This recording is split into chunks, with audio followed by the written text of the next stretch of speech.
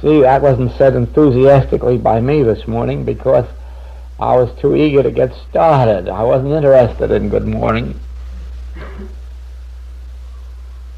Only once in a great while does a thing like this happen, that I have been up virtually all night with the subject that we're going to take up today. It's well rehearsed in my thought,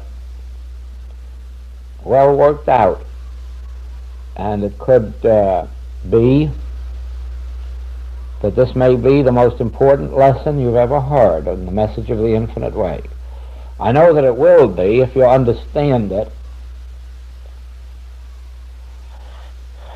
if you grasp it.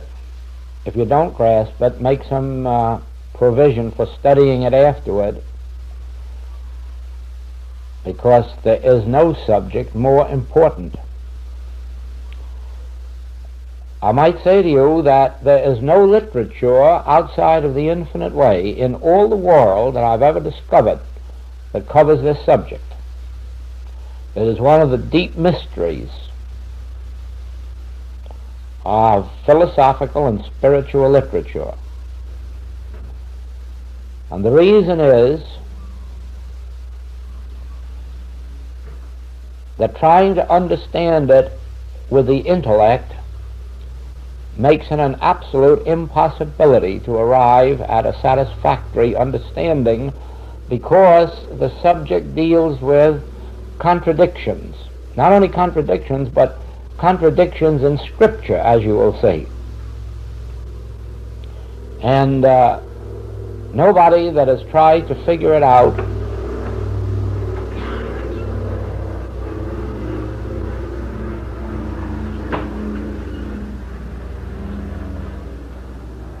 with the mind, with reason, with the intellect, has been able to come to any satisfactory conclusion.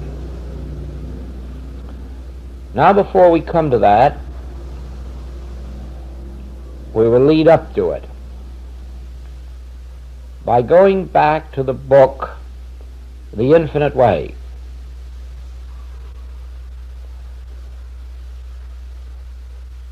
As I watch the work unfold in this message,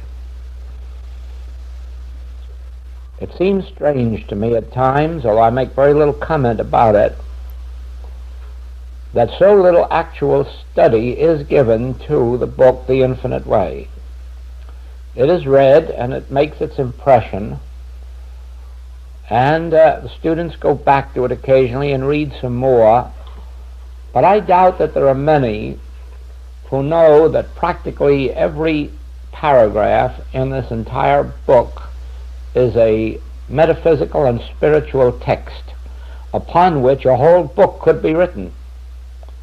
That this book, as small as it is, contains everything that we know up to date on the subject of spiritual unfoldment, spiritual living, and spiritual healing. Not a word can be added to this book, or perhaps I should say not a word has ever been added to this book.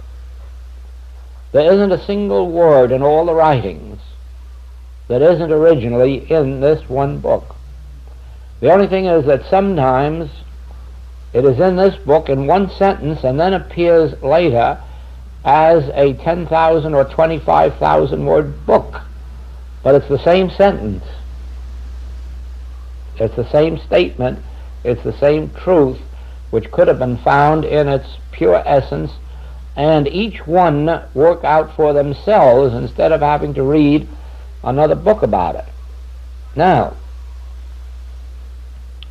you will remember, as I call it to your attention, that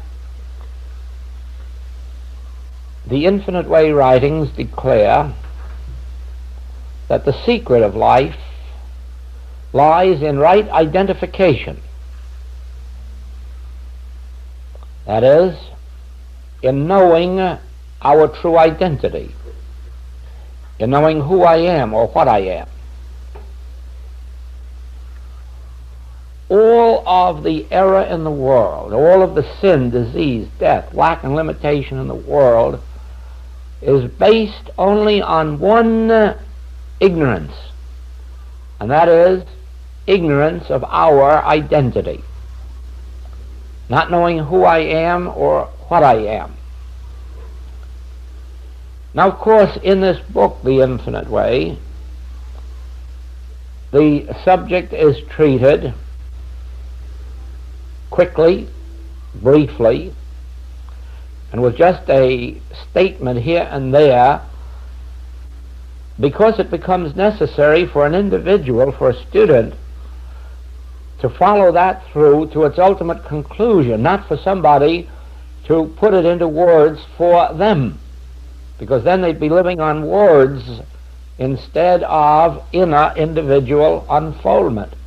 Also, as this book came through, it came through in such a manner so as not to shock the world into just disregarding it.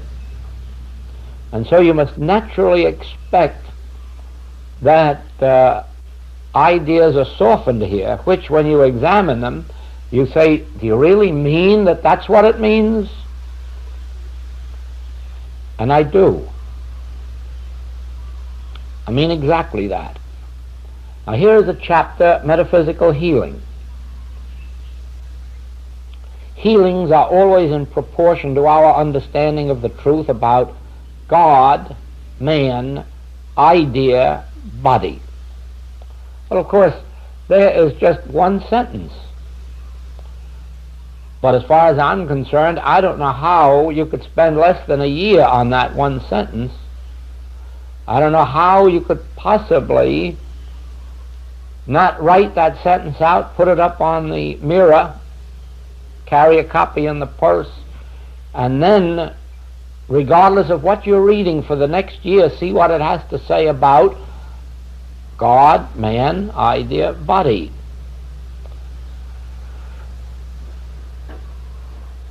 You see, if we knew the truth about God and man, the truth about idea and body would quickly reveal themselves. Because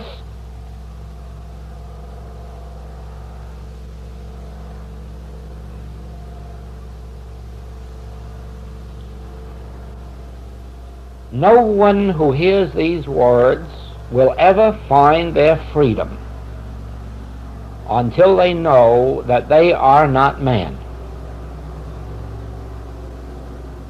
As long as the belief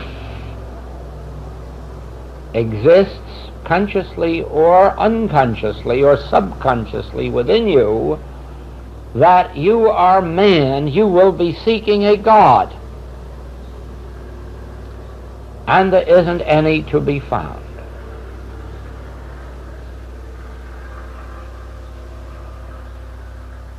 The search for the Holy Grail has been a search for God.